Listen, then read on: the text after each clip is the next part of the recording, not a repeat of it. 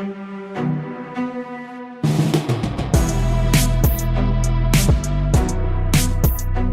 you ready to unlock your full potential? Motivational speaker, the comeback coach, and goal crusher Joe Rivera brings you inspiring leaders, incredible stories, and valuable lessons on how you can change, grow, and reforge your life. Now, here's your host, Joe Rivera. What's up, what's up, what's up, what's up, what's up? What's going on, everybody? Welcome to the Reforge Your Life show. I'm your host, Joe Rivera, and here at the Reforge Your Life show, we love to show you that the comeback is more than possible. And today, I'm super excited and honored to bring the guest I'm bringing on stage. He's a mentor of mine, a friend. Y'all are going to love his energy, his wisdom. His story's incredible.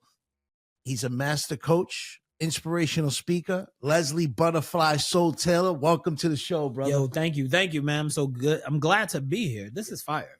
It's dope. I'm really excited about what we're about to discuss. Like the comeback, son.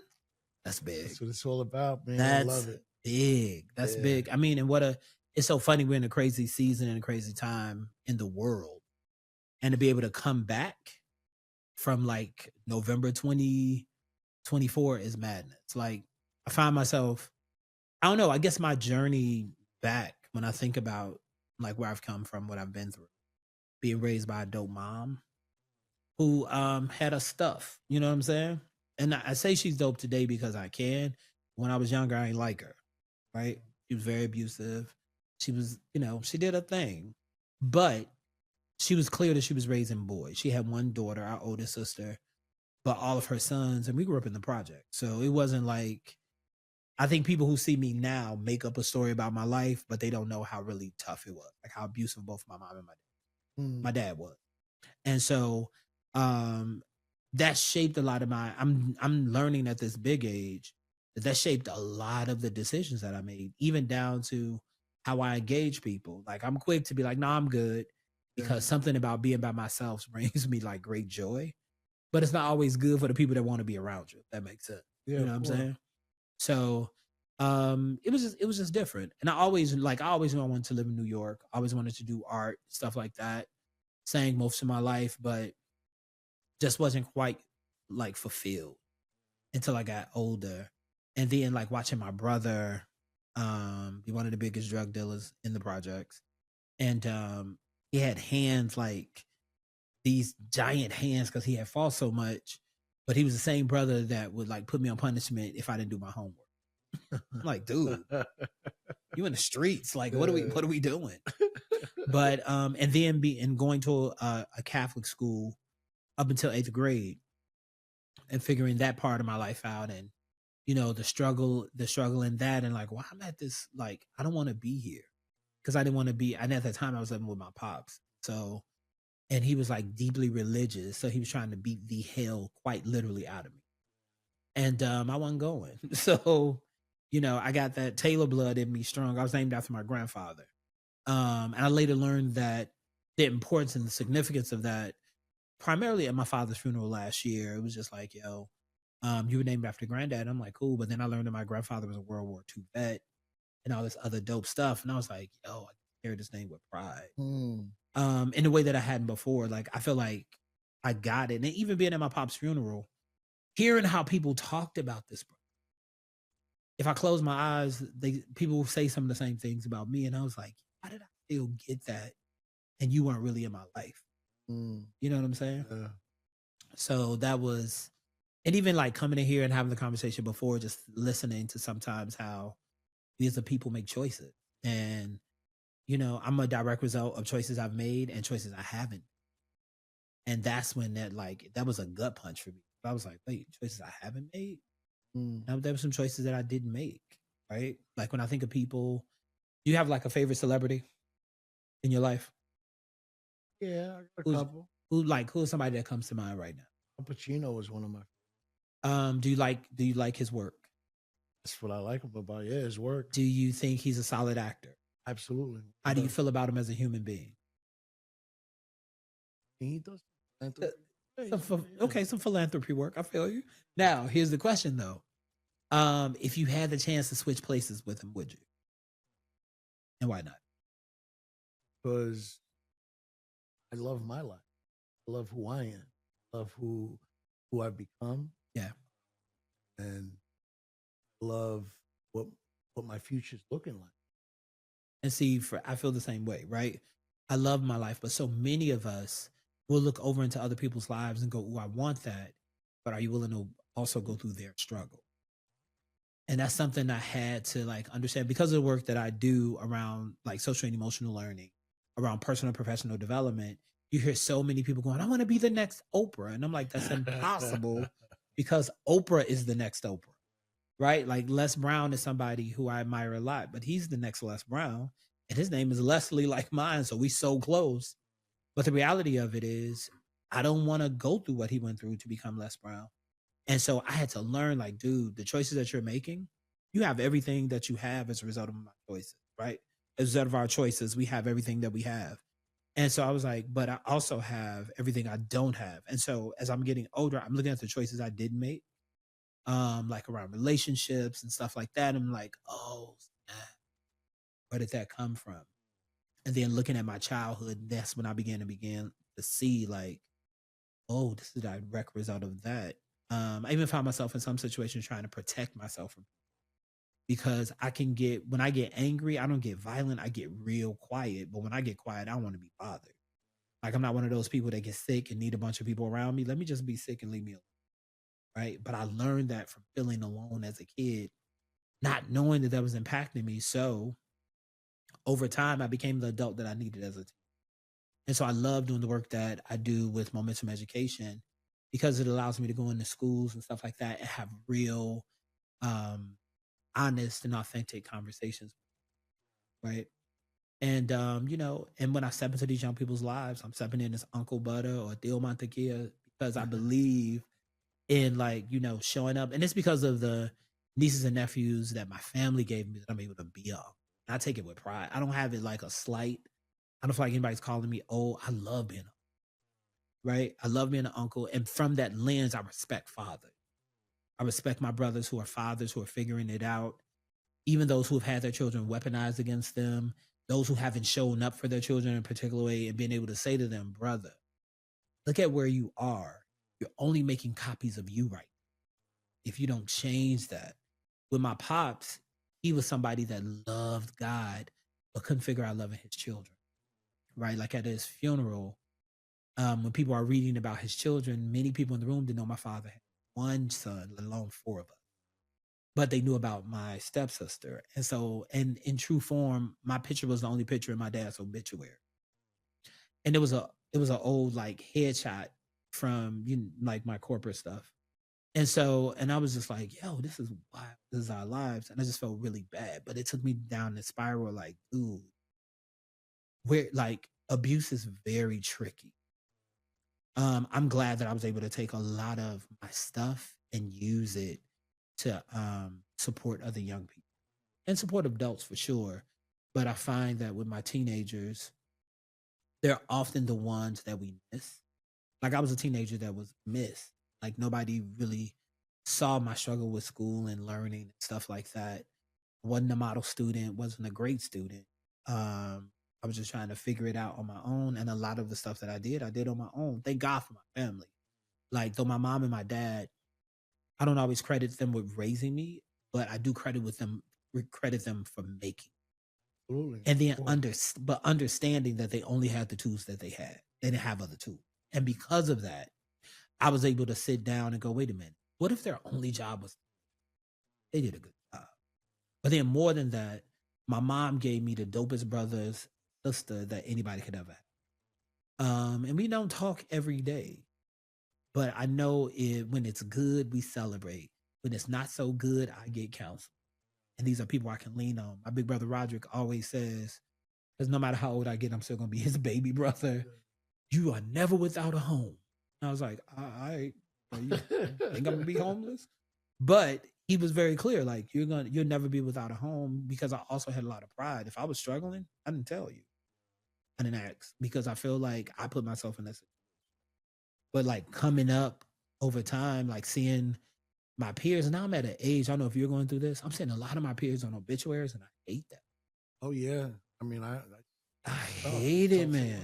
I'm Yeah. like, yo, but then I sit with a little bit of guilt. That's why this choice conversation just popped out, because I'm like, I got life happening. That's right. You got life happening, and even though seeing all these people that go in the obituary before you, I look, For sure. because it could have been the other. For sure. And I'm curious because you're talking about these choices, and you mentioned how there's choices that made you, and the choices you made created you, and the choices that didn't make also. Yeah. So what would you say is one choice that you made that you could look back and think and say, damn, that choice really shaped me into the person I am? What's one choice you didn't make that shaped you, but there's also regret there not doing? I don't hold a lot of regret. Okay. I don't hold a lot of regret, only because I recognize that my life is designed the way it is. So I don't hold it like regret. Yeah. The only one regret that I do have is not having biological. Okay. That's the only one. And that only came as a result of taking care of my niece this summer. She has an amazing mom. My niece is dope. Okay, so here's the way. So my brother's deceased. So a lot of his children call me Uncle Dad.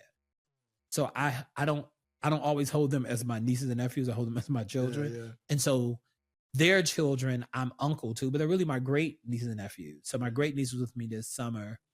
She did an intensive at Juilliard, did some other work with this organization led by Hope Boykin in DC. Phenomenal talent. She's 17. So I'm used to being the fun uncle, but I had to be with her this summer. And I was like, oh, this took me back to when I had my nieces and nephews. But I fell in love with my great niece in a way that I hadn't before. And I'm like, dang, I wish I had my own children.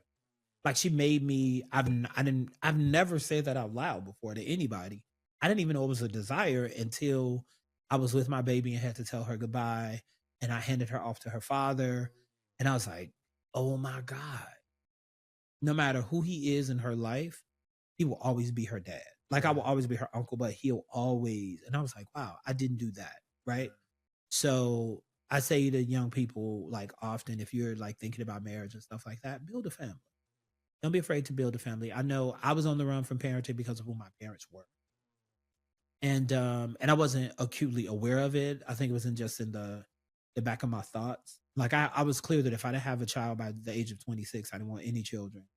And then became the director of a youth program with 300 kids. So, and that's kind of how my life has been. I have children all over the country right now. Some just graduated college. Some are entering college. Some are entering high school. And these are my babies. Like, I tell them all the time, your mom and dad had y'all for me. And so a choice that I made, back to your original question, was actually sitting in Momentum Education as a client in 2006 and having to face up to some of my stuff. For a long time, I was a dressed up garbage can. I know how to be fly, I know how to get the clothes, I know how to do all that, but I didn't have I lacked so much confidence. And I lacked awareness of self. So in lacking those things, I was whatever you wanted me to be in the moment, right? So if you needed me to perform, I performed. You needed me to dance. You needed me to speak and be eloquent. I did all those things. People please. Complete people please. Really just pleasing, because it was animals. It didn't matter. I pleased the table if I needed to. Like, it was just pleasing. So I just wanted to be pleasing to people. Right.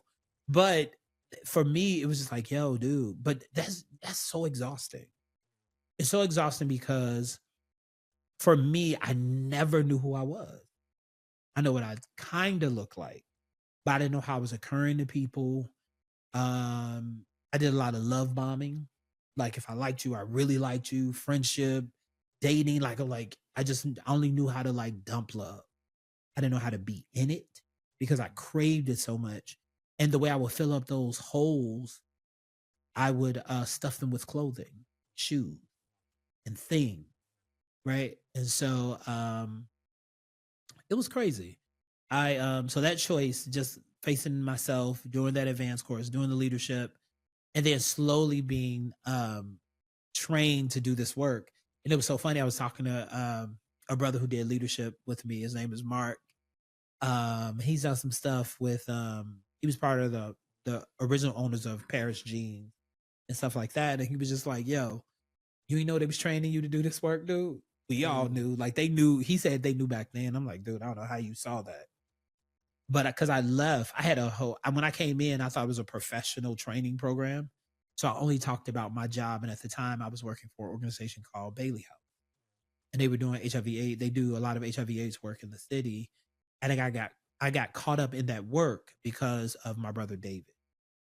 David is my brother on my father's side who succumbed to pneumonia as a result of complications. And so I immediately, I had only known David a year. I met David in a picture in my father's house, and I was like, I was clear that my brother was mixed. He had these beautiful curly locks, but we had the exact same face. I was like, and David was your complexion. So I was like, yo, that's what I would look like if I was lighter. Like, this is crazy. And when we met each other for the first time, we both kind of like stood there because we're looking and we're making the same facial expressions. Like we're looking at each other like, yo, this is crazy. And it was love, like at go. We just love, like, okay, I started going over to David's house and then David took a turn and got really, really sick. And I would like lay at his bedside and I would dab his tongue with a sponge. And that shifted how I saw the world. I was like, what's the point in doing all this? So I stopped dreaming past like 31, 32. Like, yeah, my brother wasn't around.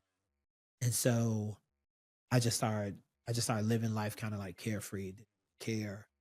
And I made some like really like immature, childish mistakes. And the only choice I didn't make is not having children. Like that's the one thing where I'm like, ugh, this stings. And just watching my peers now, their kids graduating from college and they're doing certain things. I'm like, yo, that's dope. That's really dope. So I celebrate it when I can.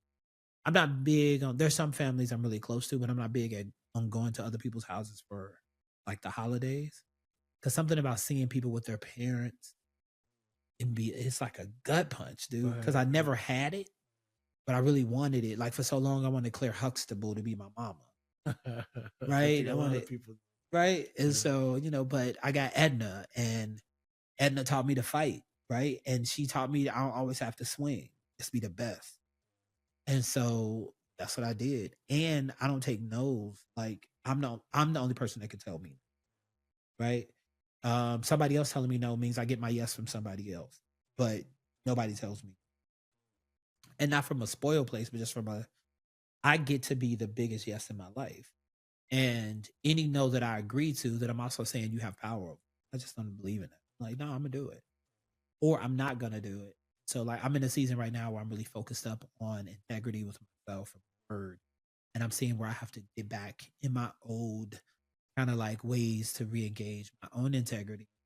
And I think some of it just came with age, like forget it, I don't care. But the truth is I do care, and I'm getting in the studio, wanting to do like, a spoken word album. I ain't never wanted to. But now I'm like, yo, let me get it popping. Yeah. Working on another play, working on, looking to direct another piece with an amazing group of brothers out of Connecticut. So those kinds of things really drive me. But ultimately the goal, I want to see people's lives transform. And I recognize a lot of what I went through, direct result of me being able to go through it and go, oh, get your lesson from it, now share. Speaking of lesson, you mentioned something that's really important. You said that at 30 or 31. Yeah. So I want the audience to understand what that life looked like. Oh, so for me, it became my brother's death became like the loudest thing. So everything I did was a direct reaction of his death. Me thinking that I wasn't gonna be around. I didn't value friendships. I refused to allow myself to be. relationships. I'm gonna be here, so I didn't want to create that investment. Have you hurt? Um, and I just stopped caring about myself, but I was still concerned about what I looked like, right? Not enough to go to the gym, but enough to go shopping. So even like dressing up, so to speak, it was just really, back to that people pleasing thing. Like, how can I make the people around me feel so good? And that's really where I was. Like, I want the people around me to not hurt them. Because I didn't discuss it. I wasn't in therapy. Didn't really know that I could access therapy either. So I was just like, let me trying to figure it out. Like you were putting on different. Dude, like I was Party City. I was the home of masks. You need a mask, I can teach you how to wear one. Like, but that's what it was. It was just like mask after mask after mask. I would fake up. Oh no, I'm good. How you doing? I'm great. I'm amazing. I'm dead. But the truth is, I was breaking on this. I was just shards and pieces of myself, and just holding me together, and just like, oh, and because my 50% could look like somebody's 100%, I was fooling folks. So I thought. But the people that loved me was like, nah, some off. Right. Some off with you. And a lot of my heroes are in my family. So I don't have to look outside of my family for dope, amazing, successful people. I got cousins, I have brothers, my sister, like my nieces and nephews. I have very successful people in my life that come from my family, but I never felt successful, and I never felt like I was at home anymore. I was always on the move, living out of a bag, being in the smallest room, stuffing myself into these small compartments, because I also didn't want to be in people's way. And so when you stop dreaming, I was just death walking. Like every day was like its own quiet death. And that's really the way it was. I tell people now in the trainings, because I understood it, because I lived it, is that self-sabotage is lazy suicide. Ooh, that's good. It's just lazy suicide. It's really you saying to people, oh, I have a dream, and then they watch you not live it. People that love you want to see you win. And when you're not doing that, it becomes staggering. It's like, I see you doing this, I see you doing that, and you could be this, and you could be that. And I'm like, yeah, I'm just trying to wake up tomorrow. I don't really, it's like what the kids say to me now. What you want to be when you get older? Alive? I'm like, oh, okay. But I understand. But now I understand. That was kind of me. Like, what you want to be when you get older? I'm really, like, I didn't have a plan. When I was younger, I wanted to perform. And I did that for a long time. And then at some point, it just stopped being fulfilling. I didn't enjoy the stage. It wasn't getting me the desired result. And then I would hear a lot, yo, you're so sexy. And I'm like, sex ain't got me nothing though. Like, I don't know. I can't tell you, hey, y'all, is this the bank? Cool. I would like to deposit this sexy. Nobody's cashing that out. So I was just like, let's go. I got to figure this other part out. And so I began to shrink. I just got smaller and smaller. When you don't dream, I think you disappear. People stop calling your name, stop mentioning you. And I went through that where people was like, yeah, remember that dude that used to do that? And I would be the dude. Like, woman wasn't just a woman she fashion, but like woman who to the world. Oh my God, yes. Performing was the best thing. I could talk all my trash. I can tell you the truth and do, I have a niece, her name's Kenyatta. She would do this thing. We used to get on her all the time because she would tell you the truth and then lace it with it. Like, do I look fat? Yep, I'm just playing. Like, hold up. You just told them they look fat in your dress. Ooh, do I look fat in this dress? You look fat in them shoes and that hat. I'm just joking. And it would be like, and see how you laugh? You be laughing with her, but she done bodied you about twice. And I'm like, oh. But but being on stage gave me that kind of freedom. Like when I wrote my play, Buttaflysoul for President, it was really a journey through my depression and just talking to him about what depression can do. But it wasn't until, and I lived most of my life like battling depression. After being told for so many years that, you're a mistake, and more or less just them to my mother and my father telling me they didn't want me, but they would beat me like they didn't want me. I didn't know at the time they were beating my worthiness out of me. And so when I look at some kids, I remember, I'll never forget this. I was in Chicago.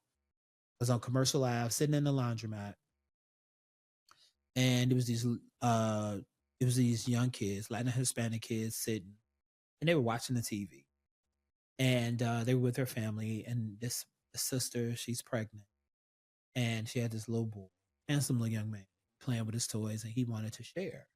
So he goes and shared. Those kids share their food. It's beautiful. It's like, this should be on the news. It was that kind of beautiful. And so her son hugged one of the young men. And he came, she said, get over here. When he got over to her, man, she slapped this baby like he had like killed somebody in her family that she loved deeply.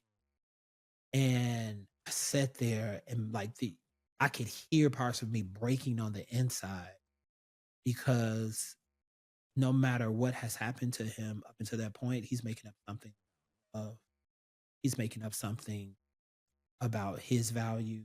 He's making up something about the culture that he was just a part of. And so when you make up those kinds of stories, you live in. And no matter what he does, that'll be the experience. Love means that women get to hit me. And that thing broke me so bad. And I remember looking, I was speechless because I wanted to say something to her, but I just was speechless. Like, wow. And I think however I looked, it's like she sped up, like her folding, and was trying to get out of there. And I was like, wow. I think that's all I could mouth. Right? Like the first thing she'll say is that, the people are trying to come, society is coming against my child. But I'm like, ma'am, your white supremacy issue. You're breaking this young black boy early. And the society is only going to match you. And then you don't know what anger you poured into him, because he was a loving kid. But he cried. And then when she hit him, she was like, stop crying.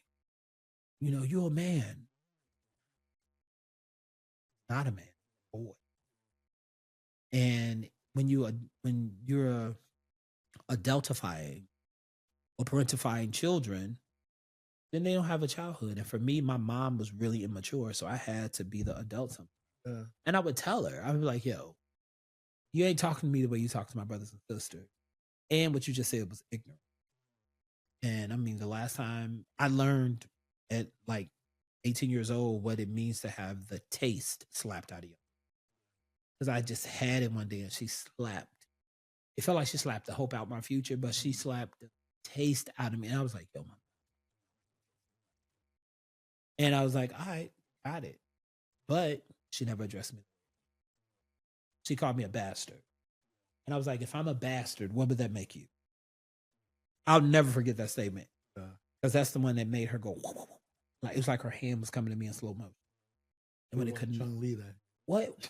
You know how, like, in the old karate movies, it'd be like, dude, it was like, woof, woof, woof, woof, woof. And when she hit me, I think she stunned herself, like, that connected. But for me, it was like, I couldn't move. She hit me and I didn't like stir. I was like, you feel better? And it just, from there, it changed. Like, whatever that was in her, our relationship just changed that day. Like, I don't ever want you to think so. And that's what I got. And then as I got older, I found myself slipping not so much into the people pleasing, but everything I had to fight. I don't need to fight all the time. I can chill. That's growth. It is, and I'm too pretty for jail. That is like, the truth is, I'm not trying to catch the case. Because then, like, when you angry like that, I was angry, dude. I didn't want to give somebody the wrong backpack. Yeah. Like, I'm angry and I'm fighting somebody because they said something stupid, and I'm blinking and blacking out. It's my mom, it's my dad, and before I know it, I didn't injure somebody's child. Yeah. I'd rather walk away. I've had fights, but I haven't had to have a lot of fights. And then my brothers will let me run from them. So So I'm curious though, because you mentioned earlier that your parents beat the worthiness out of you at one point, yeah. right? And so that was like a limited belief that came up from the upbringing. What are some other limited beliefs that you had to crack through to get to where you are today? I believe there's a belief system that we have to break through to create a new belief system. Yeah. And I mean, those That's old a beliefs still good, come that's up. a really good question. Yeah. So one of my beliefs is around like religion. So I'm somebody who preached young, 21, and growing up for a large part of my life, being told that God don't love me and having to find a new relationship with God for myself. Constantly being told that I'm different. You're different. You're different. You're not like my other kids. You're different. And for me, I was like, well, respect that. Not like your other kids. Mm. But like religion was a big piece. I love talking about, love being in church, love like music, fellowship, but constantly being told that you don't belong here. And then because of like some learning disabilities and stuff like that, school was always hard, but nobody addressed it until I became an adult. And it was just like, y'all didn't know that I was struggling. And so they couldn't because they were struggling. Like that's the thing that makes me angry, but I also understand like y'all couldn't have helped me. Nobody helped y'all. There was nobody to help my parents, right? Like my dad was really, obnoxious and stubborn because that's what country men do from Mississippi. Mm. I'm a man. And my mom was absolutely beautiful as a young woman. So she, she was trying to get her MRS period while everybody else was getting their BS and their BAs. She was just trying to become, a wife. Right. And that's how, like, my mom really wanted a family. Like, that was her dream, to have a husband who would help raise her children. She loved them. And so she really wanted that for herself. And in her own way, she loved us. She just didn't know how in the way that we. And so that was one of the beliefs that I had, that, it wasn't until I understood that it's not that God didn't love me. God made me to love.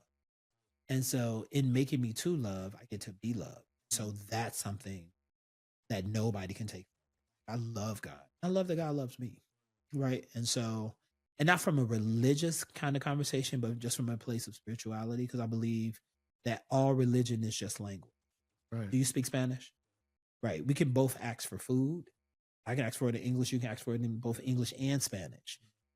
I believe that religion is French, Spanish, Portuguese, Bengali, like whatever the language is, that's what religion is. And we enter that conversation of God through the languages. So if you speak Muslim or Islam, then that's what you'll, right?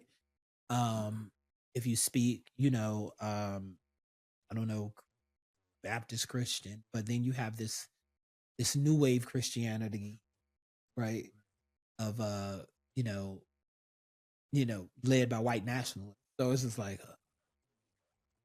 we back to this again. And I know every time I look at the news, all I can think about is Nat Turner. How religion in these Americas was never for the people that came here who were called slaves, but absolutely were immigrants. And being from a community where people were enslaved, religion was used as a tool for slavery. And so you couldn't preach certain things out the Bible unless the master approved of.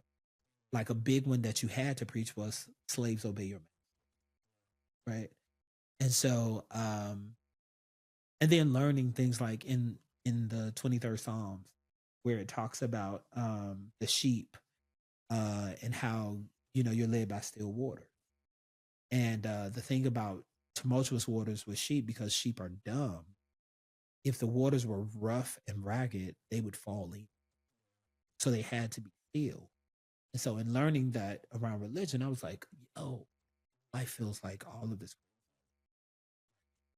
crazy waters. But the thing about my faith, life gets still for me. Because I recognize that I'm also in some situations a miracle.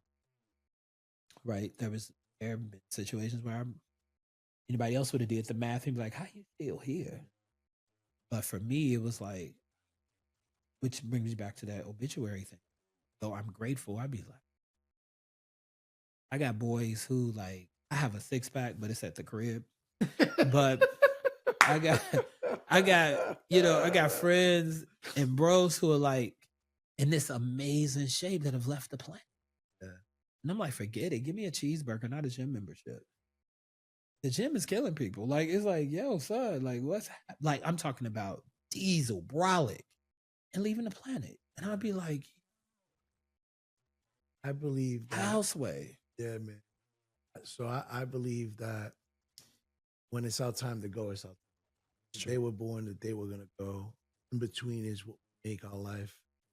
That dash is everything, right? But very important. I think that what you said, I want the audience to pick up on it. And I preach this all the time, man, that there's a big difference between religion. Big. You know, and it seems like you learned what that difference was along your journey and realized that it's about believing something greater than yourself. I mean, yeah. Whether someone calls it God, the universe, the infinite intelligence, that's up to them. We call it God. But believing that that's something greater than yourself is going to help you your fullest potential. Yeah. Vital for success. So I think it's important for the audience to pick up on that. You said that religion speaks in different languages. Yeah. It does, man.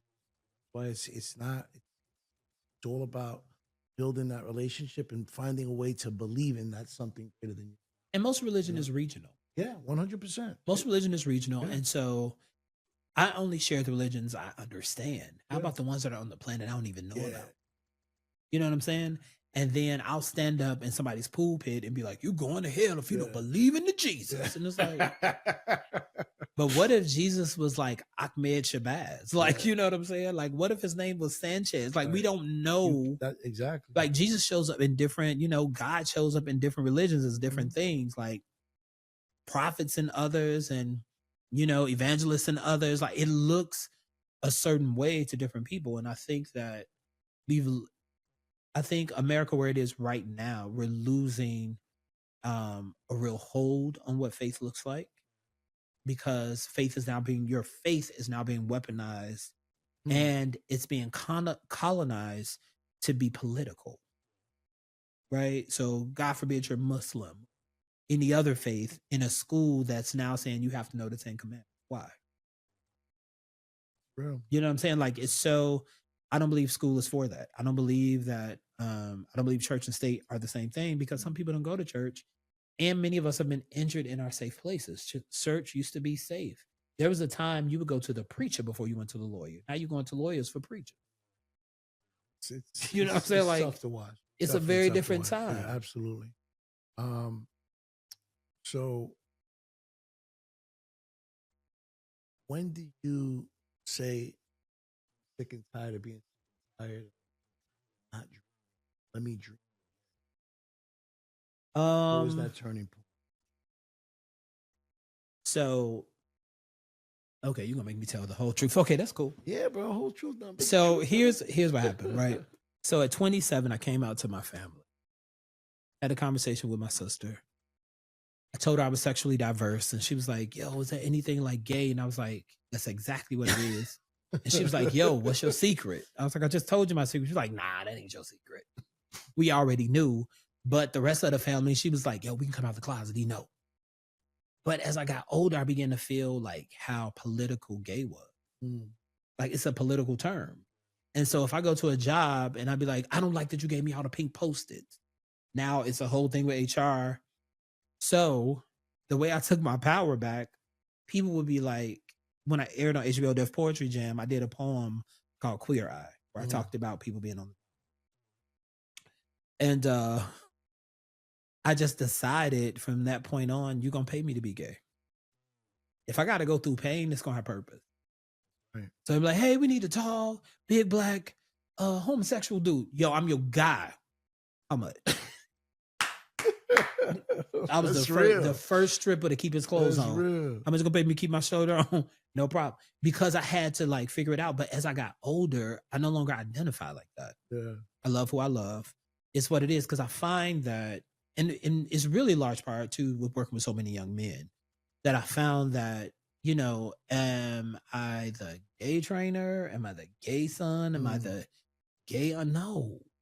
I'm just Leslie Buttaflysoul Taylor. I'm Butter. I'm Uncle Butter.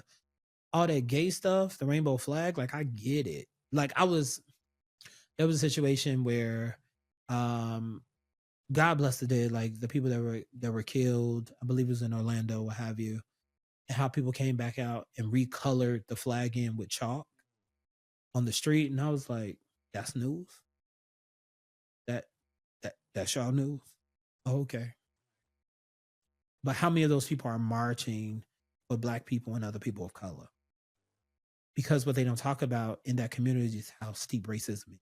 Well, and so for me, I was just like I have a poem that it says like the first time a white sissy called me a nigga, that left me with some real stuff to consider. Because I was like, oh, just because you took the ER away and added an A, ERA is error. So we just knew error. No cap. And I was like, oh, okay. Got it. That's what this is. And so for me, it was like, I just want to take my power back. I've never been ostracized, never been talked about. I'm not a space for disrespect. But I also, that wasn't like it just wasn't a thing. It was like, all right, that's it was an arm, a leg, a gay. Like, it was just a part of me. Yeah. And that's how it's always been. Like my sisters, my brothers, my nieces, my nephews, my mom's moms, my pops, Jesus, like they did their thing, but it was like, all right, y'all did stuff I don't like. And what got my mom, it came to me one day, we were talking and she was like, well, I was like, listen, let me just keep it a buck with you. I like dudes. This is where I'm at. She's like, I can't accept it. And I was like, hold up. I didn't tell you that for you to accept it. I did all the accepting that we need to do. I'm just letting you know so you don't get it in gossip. But acceptance? Do you think I came to you? When would I have ever come to you for acceptance? And she said, well, that's between you and God. You want something to eat? And that was what we didn't talk about in no more. Yeah. Because she had to have her belief. And for me, I was like, I need to accept that people can't accept it. What if I did the acceptance for everybody? I get to accept that you can't accept it. Can I move around? Right? Like, you're not going to disrespect me. Right? And if you talk too loud, then I got questions for you. Like, why are you so mad about what I'm doing? You want me to do? Like, I'm confused. And so it became that. And then finally, because when I walk into the room, I walk into the room me. I don't walk into the room gay me or Black me. I walk into the room me. And most of the time, people only see Black me first. They like, okay, when white women grabbing their purses, they're not looking at somebody like, who they want a husband or a partner. They looking at somebody like this big bald Black man, and society say he ain't safe. I got to deal with that. My young people don't care about who I'm loving. They want to make sure they only want me to love them. Do you love me? Are you speaking into me? And that's really how I hold my life. Right? Like I don't like go around with checklists like you need to do this. I'm not somebody that's going to laugh uncomfortably at gay jokes. I think that's whack. Because bigotry is just trash. But I'm also not so sensitive that when something is funny, it's just, you get what I'm saying? Like, if it's funny, it's funny. Like, I feel like comedians are like in this chokehold. They can't say nothing. Especially sad. Yeah, and it's the corny where I can say it because I'm like, that's dumb. Oh, I can talk about this because like, no. Like, it's like, people should be able to like have their own opinion. I think it's too much when you say, well, you gotta, it's a form of control when I'm saying to you, well, you gotta think this way. Like when I see Black people, talk about immigration, like that was us like 2 days ago. You wilding right now. Like this is all our problem. My unpopular opinion. Get it? I don't believe in, like, I'm somebody who understands the wars that are going on. But my belief is they ain't none of my business, because the stuff that's happening here, they can't change, but we can. You get what I'm saying? Oh yeah, of course. Like I just saw something for, not fun. It was Gays for Palestine. You know what they do to gays in Palestine? They push them off buildings. They kill them. What are you fighting for again? I need to understand what you're fighting for. Because I need for you to fight for the gays in Harlem. I was on a panel and these brothers was like, how can we keep the schools safe for the LGBTQIA plus people? I'm like, that population has laws on the books. How about you just make the school safe? Period.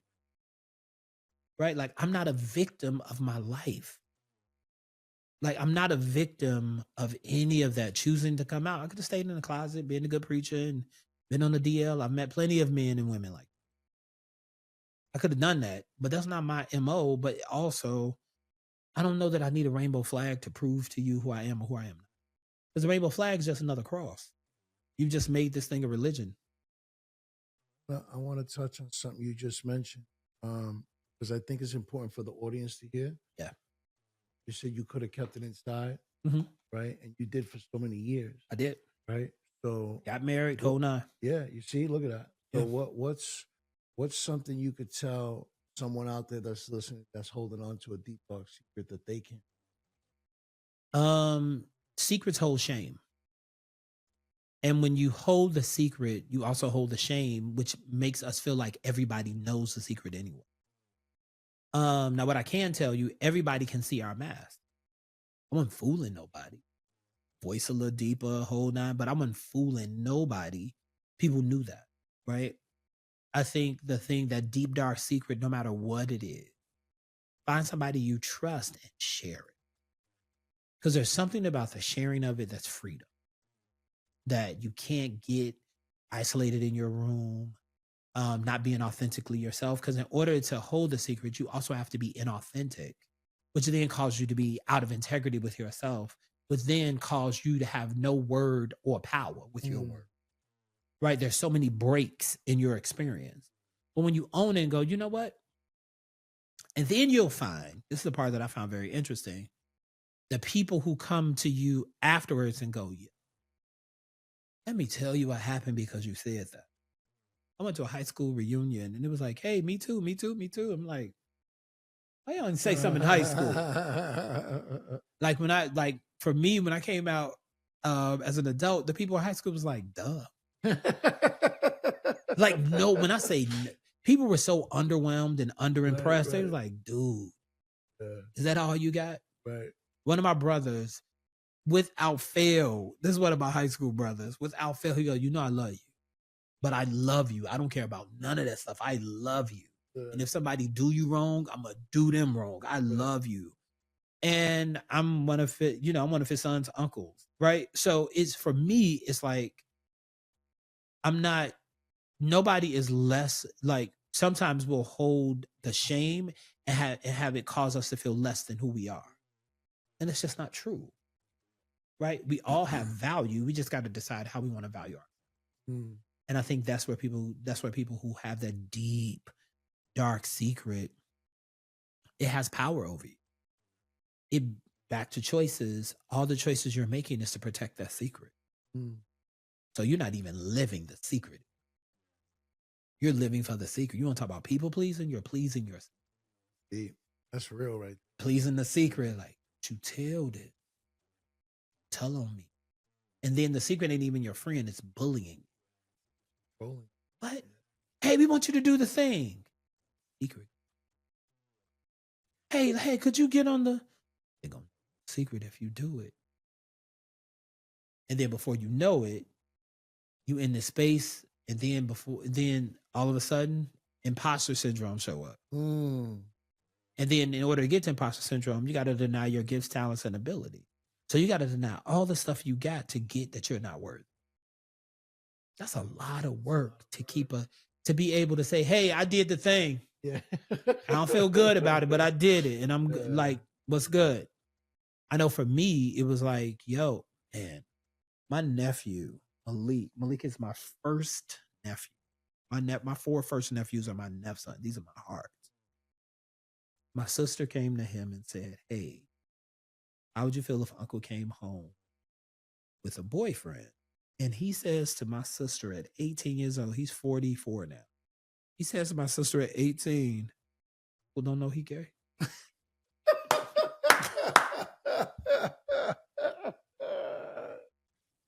Yo, that's real. And I was like, son, I'm telling you, I was going to support groups.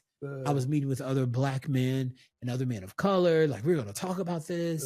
And they would have these like horrible stories about their family, about being put out. And I'm like, my mother would never. We fight in the house before we put out. You got to do something. You got to kill something in the house to be put out. And then my sister and my brothers was like, you all little brother, chill. I remember, and my great nephew, Mikey, he was like, well, you know, my friend just came out to me and I told him I had a gay uncle. Who is your gay uncle? What? He's like, uncle, ain't you? I'm like, no, I'm Uncle Leslie. Right. Gay uncle, I don't know who the hell that is. Yeah. Dang, Yeah. have I ever been that for you? And he was like, oh, I was like, so let's not start that. There's something, you got an uncle who understands where you're coming from. Outside of that, because I think for me, it's about, label. It's a crazy label, but how often do you walk in the room and have to explain man? Real. Yeah. Women don't have to walk in the room and explain woman. You want me to walk in the room? I'm at the end of the sentence, gay man, trans man, it's man. Like, so respect that.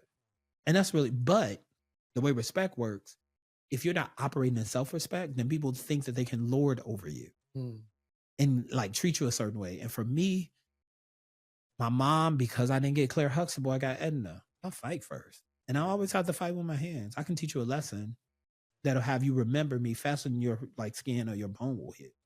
You'll never forget me. And that's the intention, for me to show up, share, and then get out the way. And so inside of the choices that I was making, I had to choose that. When I wasn't making that choice, I was on the journey to kill myself. But I was too arrogant to use a noose. So I was like, if I get HIV, you know, then it's my fault. Right. As opposed to don't get HIV. Right? Like, don't get sick. Like, that's crazy. And then like the comedian in my head has a ton of jokes that are all inappropriate. I can't share. But when I think about that and then coming into COVID, I was just like, I should have had more sex. But people was dying from handshakes. Yeah. I'm like, I should have more, like way more. But because of my brother, I went right into wanting to serve. Let me serve this community. And that's all I wanted to do. I wanted to make sure people, but what happens in those moments, you get to a place where you're like, so what now what? Yeah. Oh, I just want to tell you that I'm HIV positive. Okay, so what now what? Are you going to live with it or are you going to die with it? And do you have HIV or does it have you? Because I can help you with that. What I can't help you with is pity and shame. Pity and shame on you. How are you going to live your life? You got to turn society off. Choose to shut society up. And then choose to be the bigger voice in yourself. I get brothers who I had the pleasure and honor of writing my brother a reference letter as he was getting his record expunged. And first of all, I was honored. This is my big brother. This is one of my heroes. And I had the honor of writing this letter.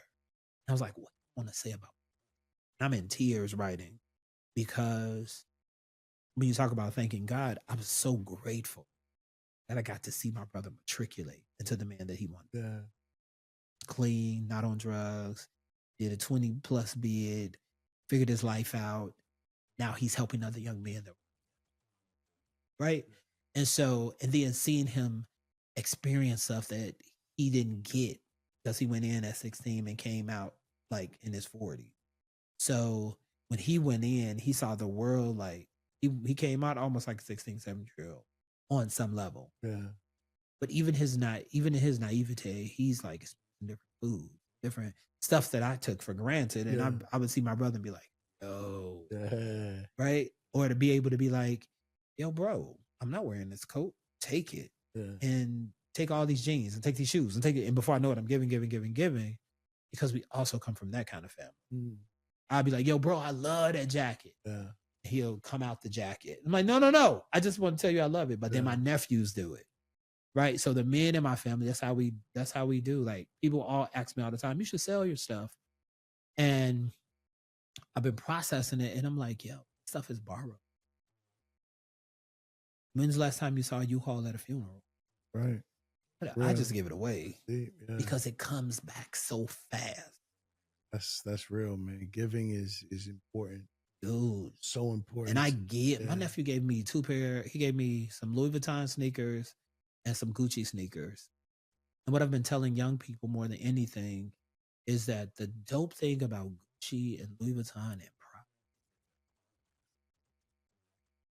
what do you want your last? Man. What do you want when you think about the legacy that you get to create? How will people remember you and your right? And you don't have to wait to die to be a legacy. You don't have to wait to die to create one. Imagine that when your parents sent you out the house, you represent the entire family. And I want people to I want my family to be proud that I'm a Taylor. Yeah. Especially like my father died and he did what he did and all is true. But even in my father's death, he was a great dad. He gave me the one thing that I have been craving from him for forever in the family. And the way my cousins reach out and love on me, and we're doing a family reunion. I couldn't even go to the family reunion this year, but I was able to contribute.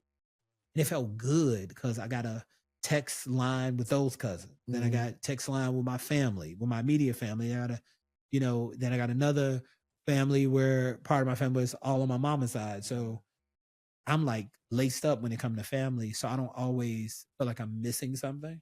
Because if I need love, I can just reach. Awesome. I can reach for it all the time.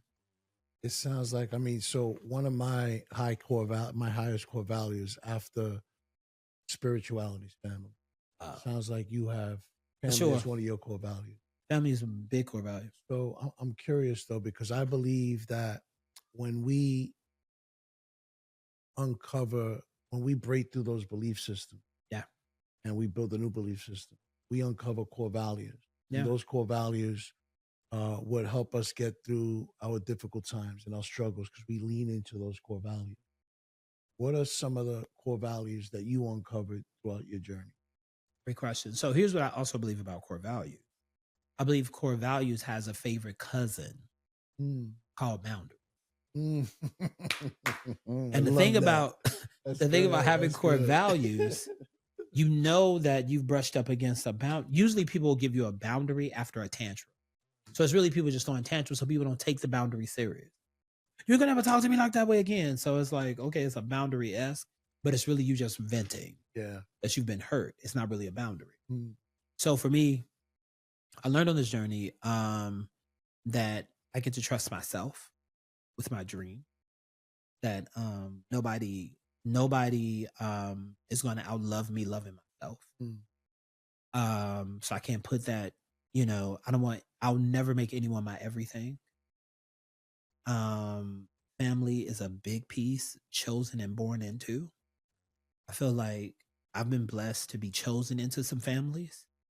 And so because I've been blessed to be chosen into some family, I take it like I was born right into it. When I think about family, unless the marriage is arranged or in some deep part of some other part of the world, our parents usually aren't really. And they're not family because they had us. They're family because they chose each other. Then they start adding what looks like family. So when I say to someone, you're my brother, I'm not saying like you're kind of my brother. You notice I don't have half or stepbrother, right? I only have brothers. And so that's how we were raised. We would get in trouble if they heard like half a step. Our parents didn't play that. And so, and for me, my mom had 5 children and 4 different babies' fathers. And those are my brothers and sisters. But those men also respected her children. So if there was I think about my sister and brother, they're the oldest. Their dad, Percy Spencer, I didn't know him as my brothers and sisters' dad. He was dad. Right? Like if my father and said he was dad, I have a friend named Valerie Trout in Oakland, and her pops, I was talking about my dad in tears. He was like, I'll be a father. And Mr. Brown, every time he talks to me, like, hey son, how you doing? And he's well into his 80s, and I met this man years ago. And so that made that kind of love makes a pivotal difference. The other one is create, give myself permission to do art and things like that. Like whenever I'm told that I can't do my art, I feel like somebody's trying to take a piece of me. I'm like, yeah, no, you're not doing that.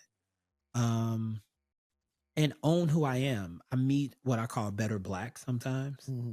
I meet every now and again some better Latino and Hispanics. What I mean by that is this. I'll be like, hey, my name is Butter.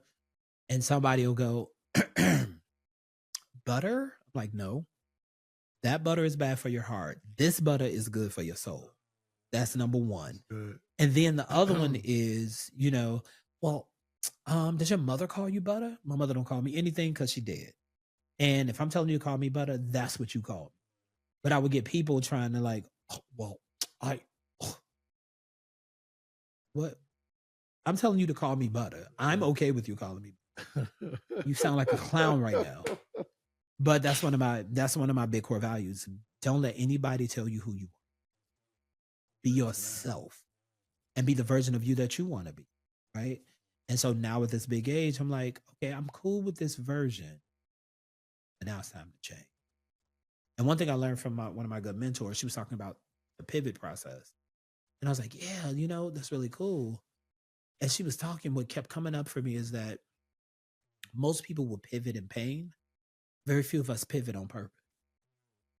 And my goal is to only pivot on purpose. Though discomfort tends to shift us to change. Yeah, of course. But what would happen if I saw the vision that I want and just pivoted? As opposed to waiting for a thing to happen. You know how, like, have you ever been in a place where you had to move out of a house or move out of an apartment? But it's like you got 3 months. You know you want to move, but you wait until you get the, like, you can't live here no more letter. Yeah. And now you're moving in 2 weeks when you really could have moved in 4 months. That kind of thing. Like, I want to be, it's time to go. Let's go. And I'm still working on, I've stayed too long in some spaces. And it's just been time to go. Or change the relationship in the space. I think that's what, I've learned that being in like mostly romantic relationships, when the relationship is over, it should just be over. Yeah. As opposed to trying to work them through differently. Like I just recently had my ex, she and I were engaged, whole nine. She came through, stayed. And it was funny because she was in some of the old version of our relationship. And so introducing her to me at this age, like she's been in my life for and we share a grandchild and child, so we're good. But I had to teach her that, but in teaching her, I was learning stuff about myself, like, wow, I changed. Because I would just let her, she could come in and do whatever she wants. I didn't care because she knows she's my son. And we love each other a particular way. And so I want to see her in love with just amazing man that's going to love her and allow herself. And she also taught me I can't be looking for her and be doing that. You know what I'm saying? Like, it's not fair to them. It's super not fair to myself. And I was just like, got it. Yeah. And so that's what it just, it teaches you that. But my core values are real clear. And then for me, it's about that boundary, because the boundaries are for us. They're not for other people. 100%. And when I find myself breaking my own boundary, like, yo, dog, and give me a word to yourself. Absolutely. Fix that. That ain't cool. Real, man. Yeah. So I'd love for you to share with the audience where they can find you and what you have going on now. So I'm on Instagram at entertainer Buttaflysoul, and that's entertainer traditionally spelled Buttaflysoul. Right after I just want to apologize in advance to Jeff, but if you go on my page, there's right after Thanksgiving on Black Friday, we're doing a major gala event. I've been tapped to be one of the board of directors for this fashion event. I'm always fascinated because people will compliment me on like fashion, and I'm like, I never sought out to be that dude. It's just my personal style, right? Like, I'll never be somebody's stylist, but I love styling people, if that makes any sense. So we're doing a big gala, but go to my page and get all that information. And if you use my name, Buttaflysoul, you can actually get, a really dope ticket discount. But it's supposed to be it's gonna be really good. And then for what? The gala, it's It's sponsored. Well, it's largely in part around fashion, and I didn't study enough to like bring you the exact information. I think I have it on my phone. That's But for Momentum? no. Oh, No. it's That's something. separate and Yeah. apart. And then you'll find me doing more stuff Okay. for myself outside of Momentum Okay. as well. MomentumEducation.com. If you ever want to if you're looking to improve yourself both professionally and personally, we offer an amazing 3-tier workshop. So we do the Momentum workshop, which is the first phase. It's a 2-night, 2-day event, and then you have the advanced course, which is 4 full days, and then you have leadership, which is a 90-day process. And so I lead that first training. It's really the does hello. a good fucking job, by the way. It's the very first tier, and I love it. I'm very passionate about it. But the great thing about it is I actually took the class before I taught the class, and so it's very personal because I also knew the founder of Momentum, Robin Diane Land, and she just spoke these amazing words. I remember coaching and just kind of being self-righteous in the coaching of it. Instead of coaching from a place of discovery, I was just right about who you were. And Robin got up and was like, what the hell is he talking about? And then she leaned over to me and whispers, keep coaching. Okay, let me tell y'all what happened. I was like, what was that? She's like, don't do that. Don't fade to black on me. Like, she would always call us forward. And in doing that, she gave me the confidence to fail. Gave me the confidence to fail. She's like, you messed up? Okay, good. What else you got? All right, get up. And so I'm there, and then I'm also on, the dinosaur of all dinosaurs, Facebook. So you can reach me there at Leslie Buttaflysoul, or you can reach me at Entertainer Buttaflysoul. And in the coming future, I'll be building a new website around transformational art, things like that. And I have some plays that I'm working on and some music that I'm about to launch and release. 2026 is about to be very different for me as an artist because I'm getting back on stage. So now I'm in the lab. So I'm doing lab conversations like, what you up to? I'm chilling. But in the back of my head, I'm like, I got to get writing. My producer called and was like, yo, January coming real fast and I ain't seen you. I'm like, oh. So yeah. So I love this. Man, I really appreciate this. I really appreciate being here. Appreciate you too, bro. And man, jack of all trades over here. Love it. Got to. Yeah, love it. So a couple questions that I ask all my guests. First is, when you hear the word purpose, what does that mean? Without permission. Purpose is something that you have permission to do only when you give yourself permission. And purpose, I think, also is an alignment of what you're passionate about. And sometimes you don't even, like, people will kind of frown down because they're good at something and don't have value. But you'd be surprised how much of that is tied to your purpose. And purpose comes with intentionality. Like, I think I am very much intentional. My purpose on the planet is to have people get that they're and I mean enough, is enough. And having people get their enoughness in a so I'm gonna always share, I'm gonna always be vulnerable. Because I believe that I have the gift of vulnerability in that I don't have shame around the stuff I share. I can tell it to 100 people. Okay. It ain't gonna change me. And I believe, that was your job to share it. So I don't take it personal. And I love that when you're on purpose, things happen. When you're on your purpose, even if you've given yourself a purpose, the moment you own it a particular way, stuff starts aligning for you. Amen. Have you ever read the book The Alchemist? The Alchemist is about this young brother named Santiago Paulo Coelho. And he talks about his journey. And his journey is all about purpose. But it's about the alignment of like following the omen. So for him, it was butterflies. He might have had a dream, but paying attention to those things, because those things are all a part of your purpose. That delay, I'm supposed to leave at 5:00, but you can't leave because the thing that happened to the thing, that's part of your purpose. I believe that those things happen either to protect you or align you, right? Like that person that you need to meet was going to be leaving later. So you got to be on the train at this time. Before you know it, you sit next to somebody talking about something, and this is the person that's funding your dream. Right. You're on purpose. Coincidence. Only God incident. That's right. That's right. That's right. Only God incidents. Get No, that right. like purpose That's is right. real. Amen. I believe in it. Amen to that.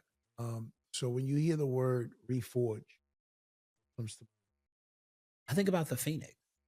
When I hear reforge, I think about the phoenix. Think about getting up from ash.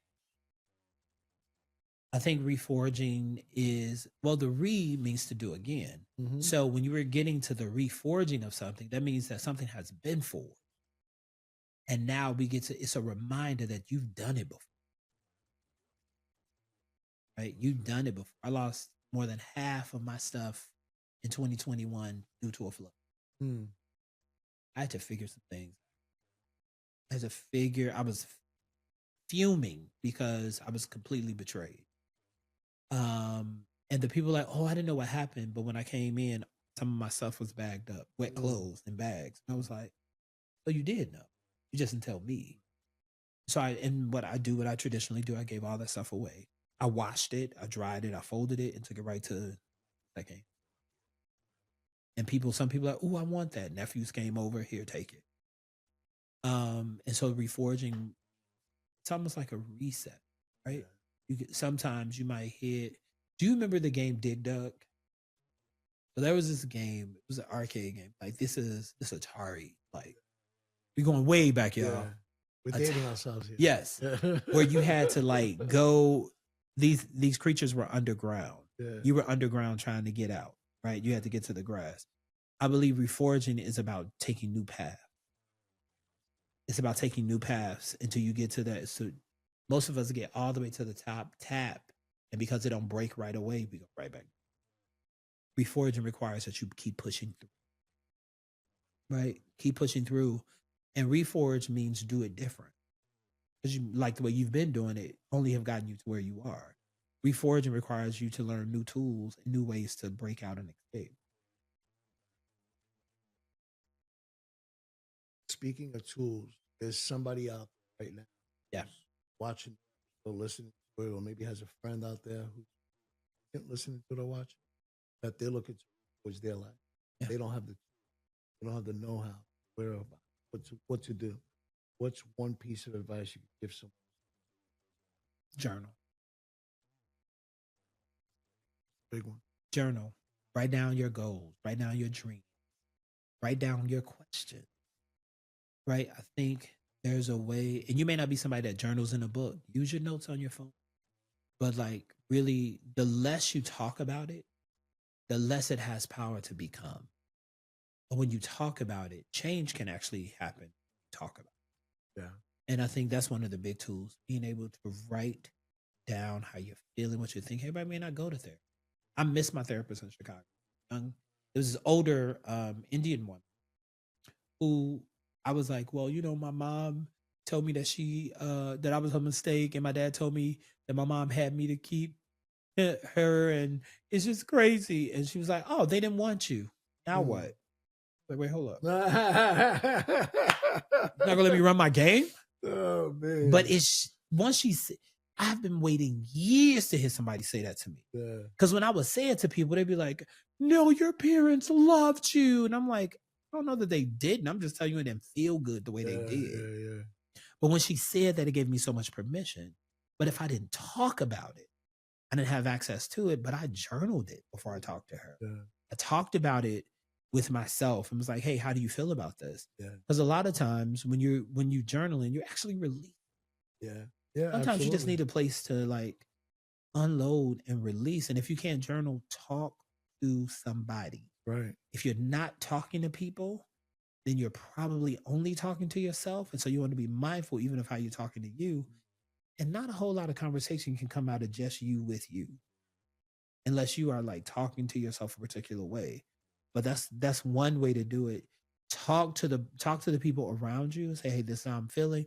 And if it's not those people, find people that you know will listen. Yes, that's right. But sometimes you're talking to the wrong people. Yeah. And you're calling them family. Real. Shout out to all the therapists out there too, man. Man, I tell you, man, I love my therapist, man. Shout out to Emily. And I believe like everyone could use therapy. People think like therapy, you got to have a problem or there's something wrong with you. But man, it's just about, like you're saying, just let off the load on somebody who doesn't have an opinion. Someone who's going to guide you in that right direction, man. Yeah. It's so important, man. Therapy is key. I think therapy is so key. Yeah, I think it's vital. Everybody should have it. I agree, 100%. What's one piece of advice that you would give Butter 2025?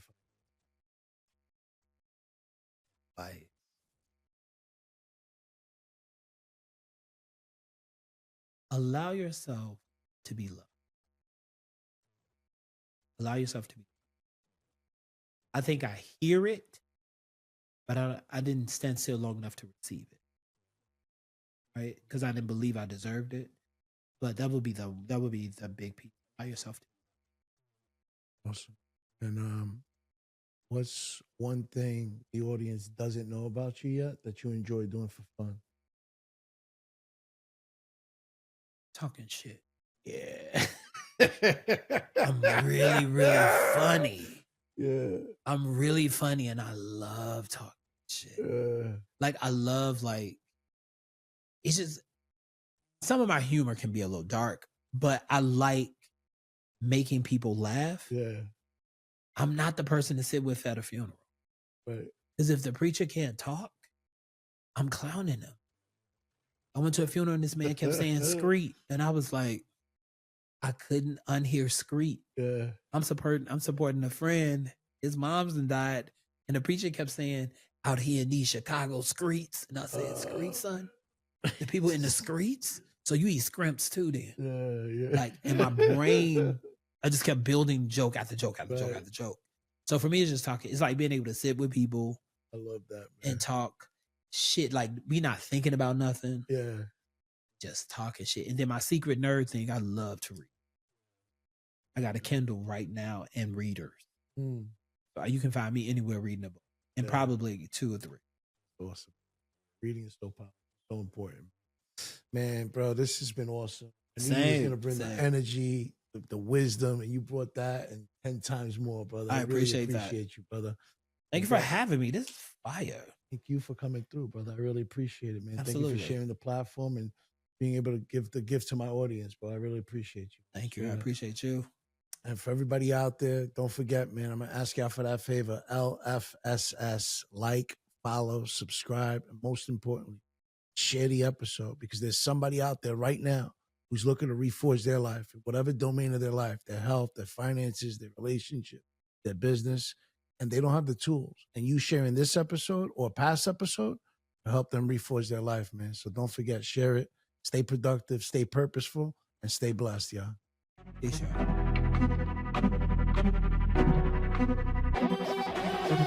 You've been listening to Reforge Your Life with your host, Joe Rivera. Make sure to subscribe wherever you get your podcasts. To learn more about Joe Rivera and how he can help you or your organization reforge your life and regain your place at the top, head on over to withjoerivera.com and follow Joe on all social platforms. The Reforge Your Life podcast was produced by Thrive Loud Productions. Thanks for listening.